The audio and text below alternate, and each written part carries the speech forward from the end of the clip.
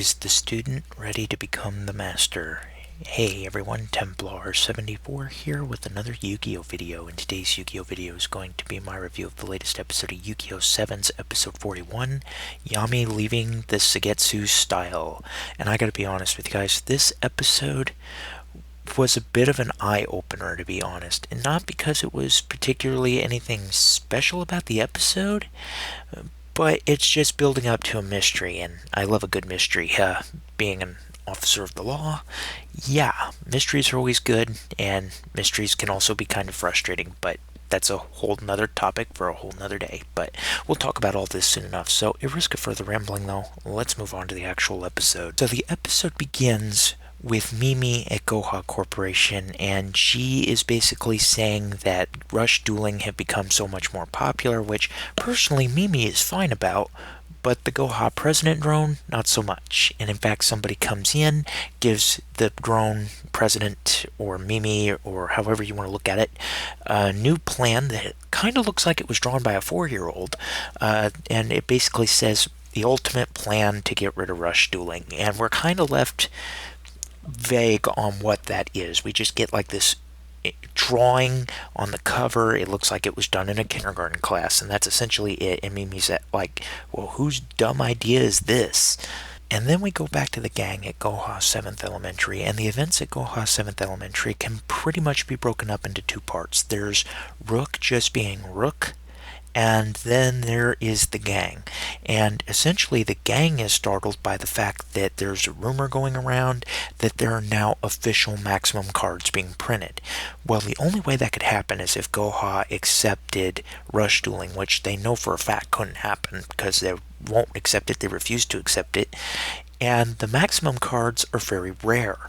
Only Neil, Yuga, and Asuna ever had maximum cards, and they take quite a bit of resources, as we learned in the last arc, to sustain them. They take actual ID cards to sustain, and it's very difficult. And it's in that backdrop we see Ranzi, and Ranzi is basically going on this independent streak. She wants to leave the Suigetsu style, and she basically tells Gakuto, I wish to graduate, I quit serving under you. And these two ultimately end up settling it with a duel. Ranzi wants to prove that she's serious, and she wants to do that by a duel. And because these two know each other's decks so well, the duel is fairly evenly matched. In fact, you would say at the start of the duel, Ranzi being able to lock Gakuto out of his Yami rulers and his rulers in general gives her the upper hand. However, Gakuto surprises everyone by bringing out his new ace monster, Demonic Hermit Vessel Ice Zog. And basically this thing looks like an ice phoenix. It looks friggin' awesome. And Gakuto manages to use this monster and its effect to basically put Ranzi in her place, basically showing to her that she's not ready to graduate and do her own thing yet, which kind of is the premise of this whole episode. And yeah, Gakuto ultimately wins the duel with Hermit Vessel Ice Arc, and then the gang kind of makes a bit of amends, and then we're left on one last mystery note after the duel. And I say one because it's really two. The first one is Roman, Yuga, and Gakuto, and they're watching this broadcast board, I guess you could call it, and basically they see Sorko or Chica, or whichever one you want to call her by, the weird little space thing. I call her the little Martian girl thing. She kind of creeps me out, but that's not the point at all. Anyway, Sorko, Chica, whatever you want to call her, is on TV, and basically now she's in this medieval get-up, and the gang is trying to figure out what that's all about. And then we go back to the very last scene of the episode, and that is where we see Ranzi, and she is with Neil, and basically bowing to Neil is like, I am in your care, and Neil's like, this is not a part of Providence. And that's where the episode leaves off. Like I said, this episode was an eye raiser, mostly not because the episode was really, really great, although the duel was.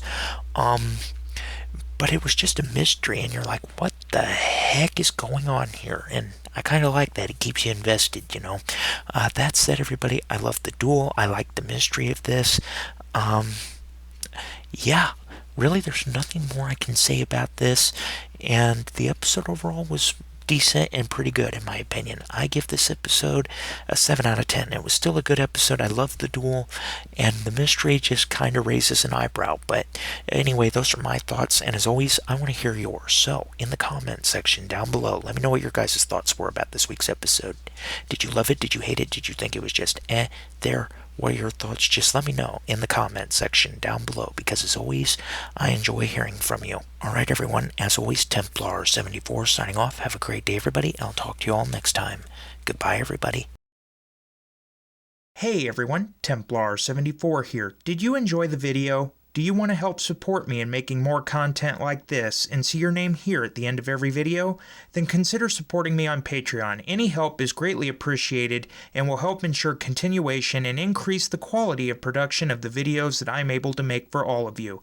Link down below. Again, thank you so much for your support and for liking and subscribing. You all are amazing. And as always everyone, Templar74 signing off. Have a great day everybody, and I'll talk to you all next time. Goodbye everybody.